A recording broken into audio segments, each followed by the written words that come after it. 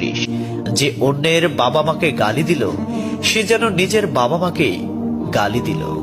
৩২ রাসূলুল্লাহ সাল্লাল্লাহু আলাইহি ওয়াসাল্লাম বলেছেন, আমি যা জানি তোমরা যদি তা জানতে পারতে তবে নিশ্চয় খুব কম হাসতে এবং খুব বেশি পরিমাণে কাঁদতে।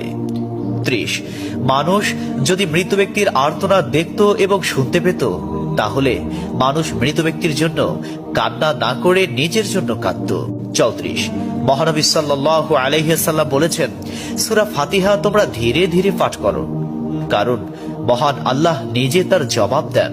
সুবহানাল্লাহ। হাদিস সূত্র মুসলিম ৯১০। ৩৫ রাসূলুল্লাহ সাল্লাল্লাহু আলাইহি ওয়াসাল্লাম বলেছেন, কিয়ামতের দিন যে জিনিসটি মুমিনদের পাল্লায় ভারী হবে সেটি হচ্ছে সুন্দর চরিত্র, আখলাক। আবু দাউদ হাদিস নম্বর 4101।